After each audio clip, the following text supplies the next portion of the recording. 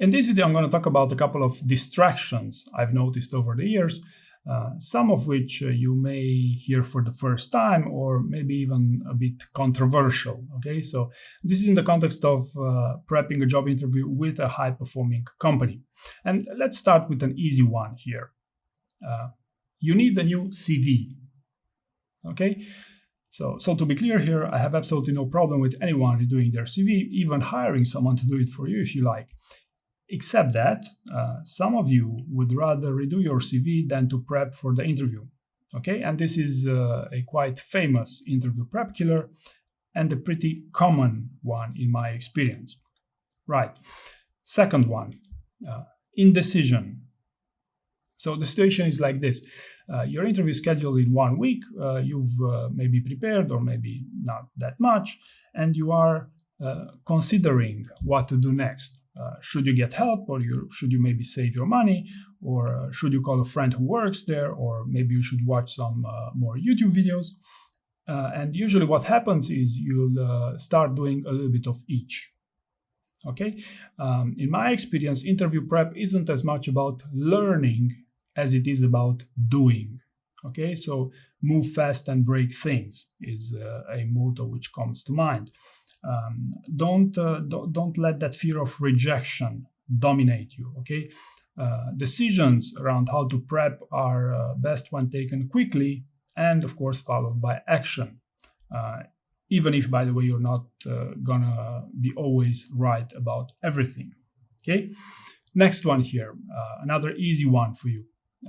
So, for some reason, some candidates, a few days before the interview, you decide that your lack of English speaking skills will disqualify you from the interview.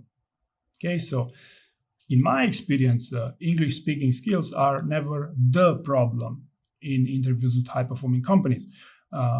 For example, I work with people whom I could barely understand, but the trick was that they actually used the right words, so I could understand the idea they wanted to transmit. Okay, so clarity of thought eats English-speaking skills for breakfast. Okay, and if you want a bonus item here, having someone to reward your answers and to change the way you speak in the context of preparing for a job interview is again not going to fly. Because the problem isn't your answers won't sound good. The problem is you cannot ramp up your communication skills and to be consistent this quickly. Okay, so basically, you'll end up with maybe 2 great answers, which you prepared in advance, and then the rest, well, you can also try it yourself. You can also do a test, maybe have ChatGPT reward some of your answers. You may actually be surprised how good it is at doing this.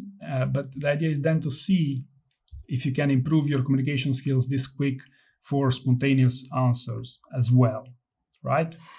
Next one, and this is a big one, stress. Okay, and by stress, do not confuse this with normal interview stress or just fear of rejection in general.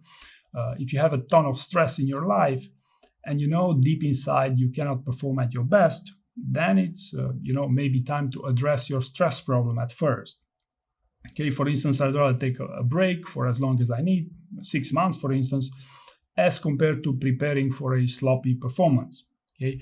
By the way, I actually consider myself pretty good at handling stress. And even if I knew I could probably pull it through if my life depended on it, just the context is everything here. I'm talking about interviewing for high-paying jobs. Okay, if you're desperately looking for a job, then I'm afraid it's an entirely different scenario.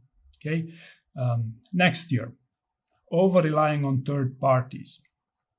Okay, and what I mean by this is 2 things. First, don't take anyone's advice word by word, okay, including mine, because while I do my best to give you accurate advice, at times you'll have to decide for yourself what's best for you, your specific case. Okay, and the second important scenario here is actually pretty common for candidates to push for as much insight as possible about what to prepare, specific questions, and so on. Push this from their recruiter or main point of contact. Okay, and there are 2 problems with this approach. First problem is that you're entering a dangerous loop where the other party has the upper hand, replies slower, and this could often discourage and delay your interview prep, right?